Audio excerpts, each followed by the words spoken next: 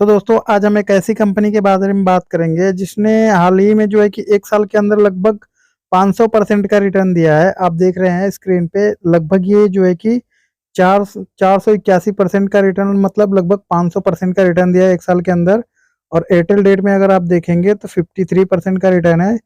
और वही 6 मंथ में आप देखे हैं तो 179% लगभग 200% का रिटर्न है। एक मंथ में आप देखेंगे तो 61% का रिटर्न है। वहीं अगर अगर फाइव फाइव डेज में आप देखते हैं तो 7% का रिटर्न है। वन डे में अगर देखेंगे तो 1.7% का रिटर्न है। 5 ईयर में अगर देखेंगे तो 275% का रिटर्न है।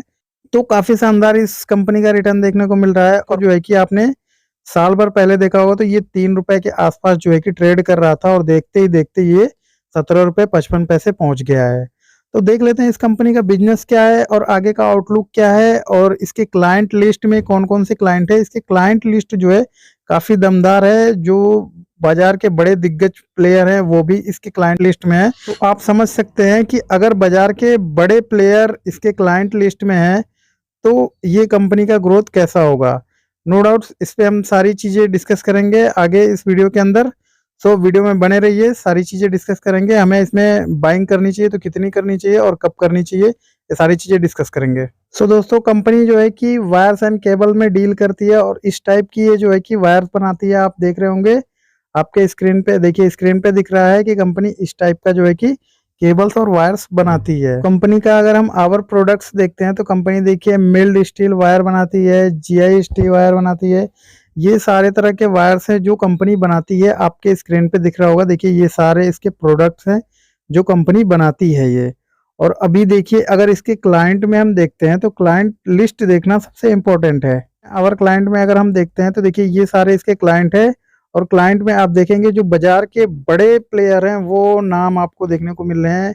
बजाज इलेक्ट्रिकल लिमिटेड जो बजाज ग्रुप की एक जानी मानी कंपनी है और काफी धांसू कंपनी है, वो इसके क्लाइंट लिस्ट में सबसे फर्स्ट पे देखने को मिल रही है। उसके बाद बीआरबी करके एक कंपनी है वो भी है, कैपकॉन है, गोदरेज गोदरेज भी आप देख रहे हैं एक बड़ी इंडस्ट्री है वो भी इनसे जुड़ती हुई दिख रही है। और एक देखेंगे जे एंड के है। उसके बाद आप देखेंगे पावर ट्रांसमिशन लिमिटेड है वो भी है इनका इनके जो है कि क्लाइंट लिस्ट में। इसके बाद लेजर पावर एंड इंफ्रा है वो भी इनके क्लाइंट लिस्ट में देखने को मिल रहा है। लुमिनो इंडस्ट्री देखने को मिल रहा है। पावर ग्रिड देखने को, पावर ग्रिड एक जो है कि सरकारी कंपनी है और काफी शानदार कंपनी है पावर की, वो भी इनके जो है कि क्लाइंट लिस्ट में देखने को मिल रहा है। स्टेरलाइट टेक देखने को मिल रहा है। टाटा प्रोडक्ट्स लिमिटेड देखिए जो टाटा का एक टाटा ग्रुप की एक कंपनी है टाटा प्रोजेक्ट्स लिमिटेड, वो भी इनके क्लाइंट लिस्ट में देखने को मिल रही है। और यहाँ पे आप देखेंगे ट्रबको केबल वो भी देखने को, ट्रैको केबल वो भी देखने को मिल रहा है।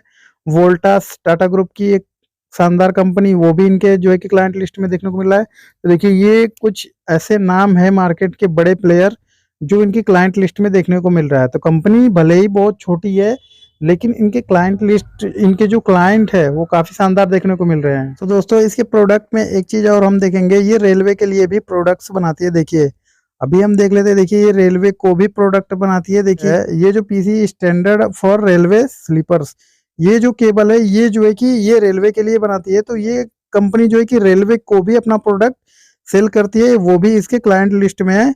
देख सकते हैं आप ये वाला केबल जो है कि ये जो प्रोडक्ट है ये रेलवे के लिए कंपनी बनाती है। देखिए रेलवे तक को ये कंपनी जो है कि प्रोडक्ट बनाकर दे रही है और क्लाइंट लिस्ट में इसके देखने को मिल रहा है।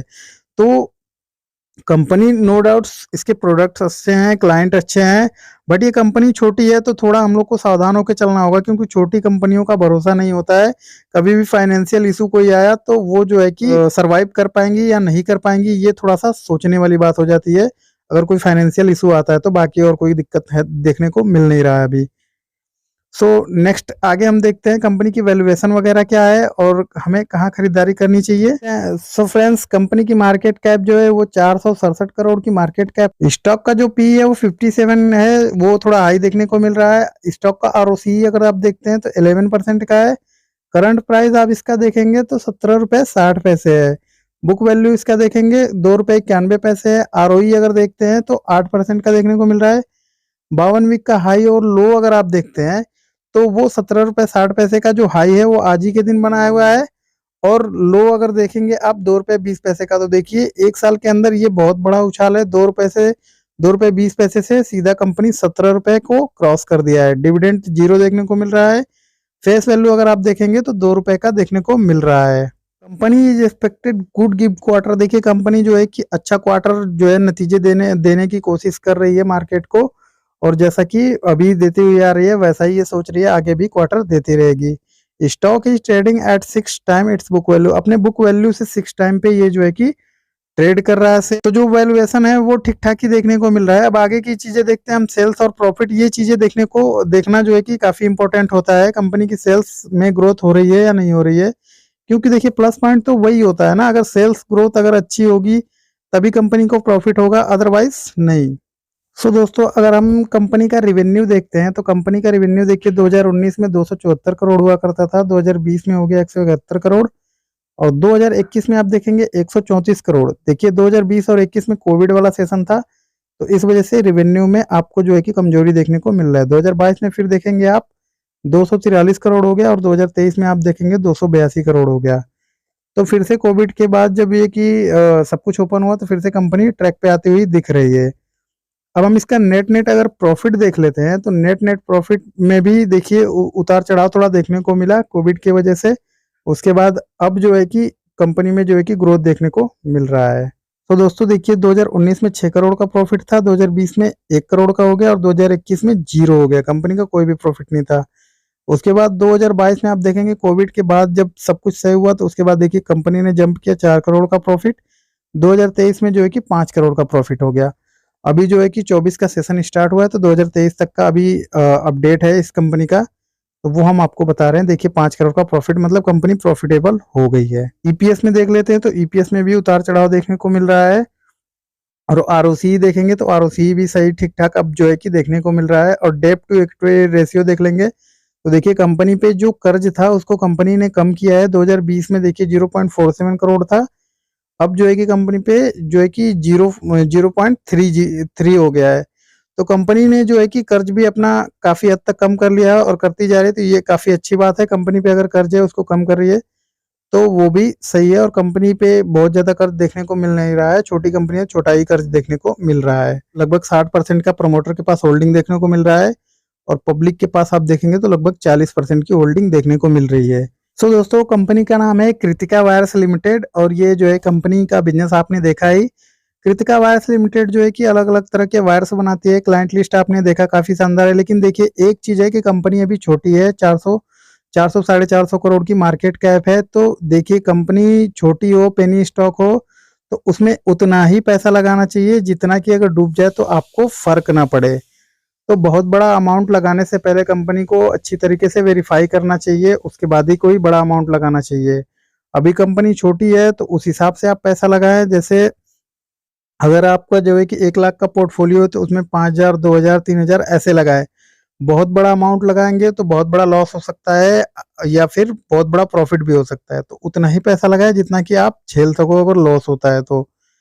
क्योंकि देखिए कंपनी जैसे जैसे बड़ी होती जाएगी, एक इसके लिए प्लस पॉइंट भी है कि आगे पूरा खुला मैदान है इसके लिए बिजनेस करने के लिए। कंपनी का मार्केट कैप अभी छोटा है, तो धीरे धीरे कंपनी स्मॉल कैप होगी, उसके बाद जो है कि मिड कैप होगी, लार्ज कैप होगी, अगर कंपनी का अच्छा बिजनेस चलता रहा तो।